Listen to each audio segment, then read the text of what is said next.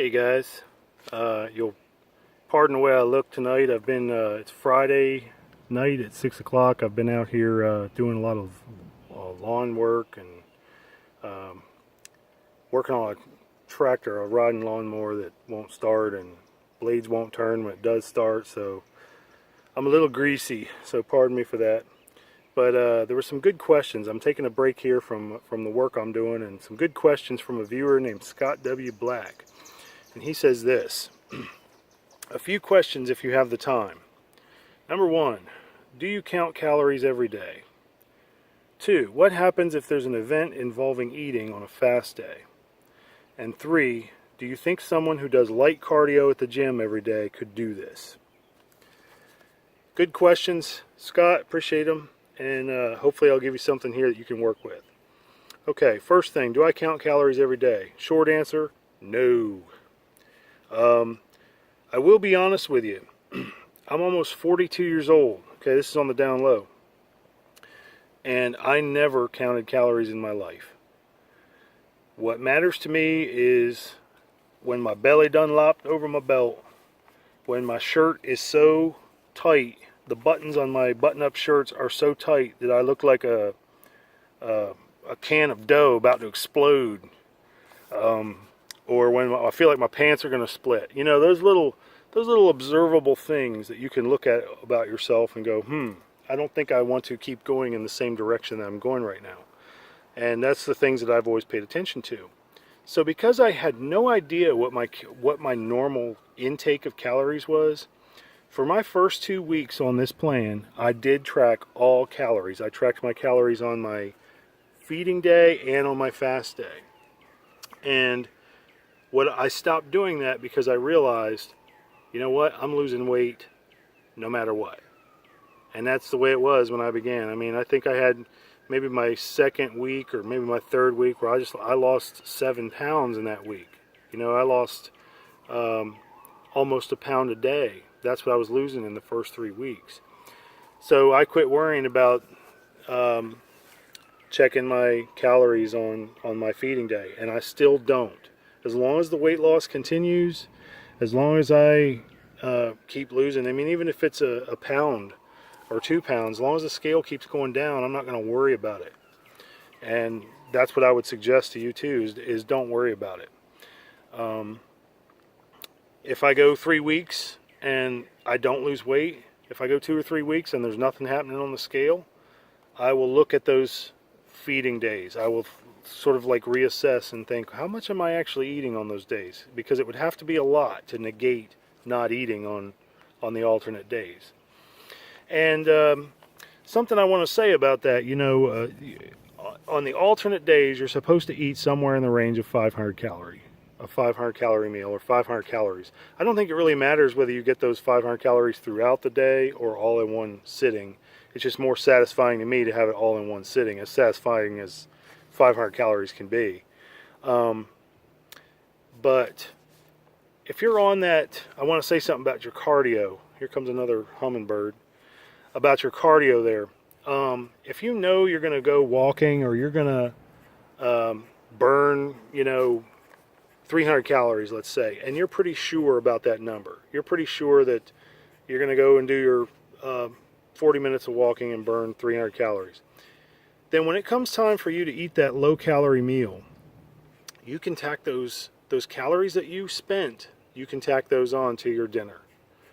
So if you burn 300 calories, you can get 800 calories at dinner. 300 plus 500 is 800. And so, because what matters is your net calories on that day. It's kind of a little tweak, a little cheat. It's not really a cheat, but it does give you some leeway there in terms of making more calories for you to eat if you're struggling on those days.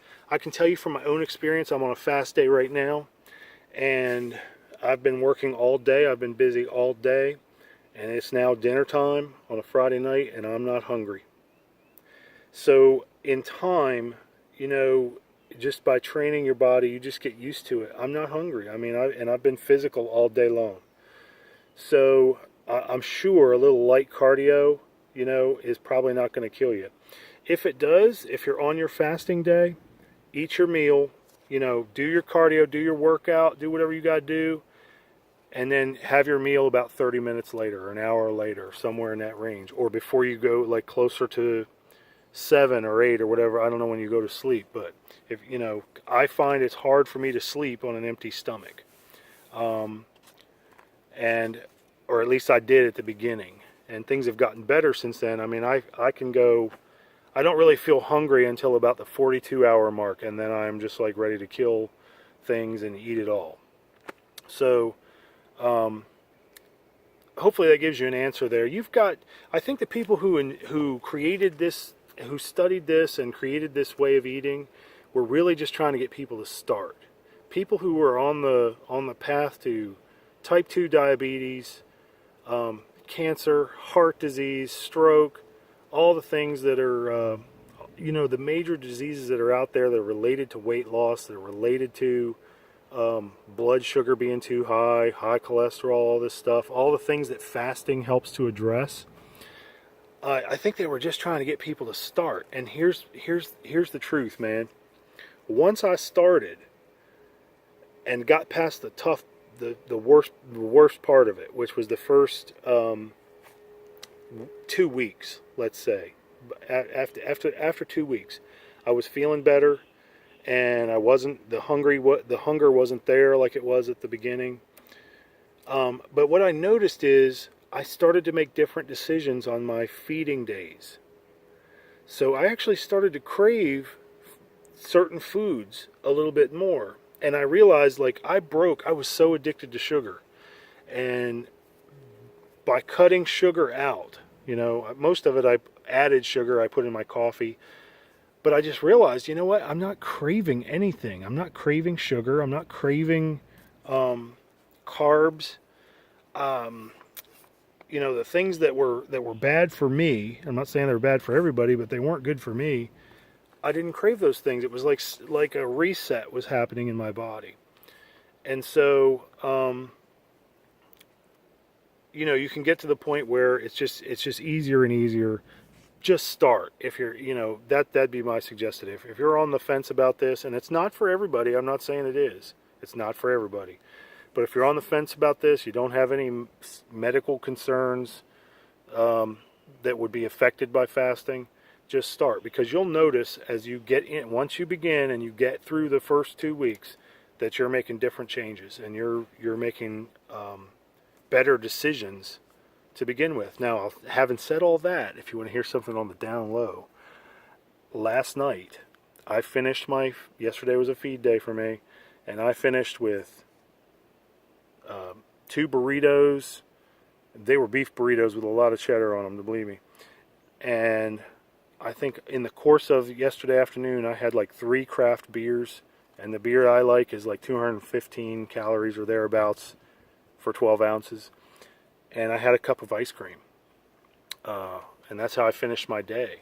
So, and that's the way, I'm not saying I do that every single feeding day, but just to give you an idea that I'm not restricting my eating. I have not restricted my eating at any point in this process except on my fast days, when I want to come under 500 calories or not eat at all. I've done both. And so, you know, just start. It's not that you have to feel restricted. That's what you want to stay away from. You don't want to think, I'm on a diet. I can't have. You know, you want to feel free. And just so you're really only paying attention to those calories on the off day. And if you go out and do some strength training or do some cardio, you can tack those if you're on your fast day, you can tack those calories onto what you're allowed to eat for that day. You can have yourself your 500 calorie meal and have a tasty beverage of your choosing at the meal, or do whatever you want. Have a light dessert or something like that. So be free, my brother. Be free. As to your last question about basically like a social event, what happens if you have a social event on your feeding day? Go to it and eat, drink, and be merry. I'm not saying that you shouldn't have consistency, but I am saying that, you know, if it's Friday night right now, I don't have any plans, I'm not eating today, so I'm staying busy. But if you have plans, you know, you have a date, you know you need to eat, go ahead and do it. You can fast. You can do this. There's lots of things you can do. You're not limited on this way of eating. You could have two down days, 2 fast days in a row, if you got to a point where you thought you could handle that. Or you could just say, screw it. You know, I'm going to go out. A lot of people like to go out on the weekends, and they don't fast on the weekends. They fast Monday, Wednesday, and Friday while they're at work. And so they have their weekends free. If you work during the weekend, it probably doesn't really matter. But, you know, I'm just saying, you have tons of options. You don't have to do alternate day. You can mix it up. And you could just say, screw it, I'm just going to eat 2 days in a row and then go right back on it. So you do need to have some consistency with whatever you do, because you want your body to get used to it. You want your body to get accustomed to whatever you're doing. But you don't need to feel like you're in jail. Like there's nothing you can do, and you're just all restricted. Don't do that. So I appreciate the question, Scott, and I hope this has been helpful to you and to everyone else out there that's watching this and made it all the way through to 11 minutes and 10 seconds. Appreciate you watching. If you have any questions for me, you can go ahead and ask them, and I will try to answer them on this channel. Thanks, y'all, and have a good weekend.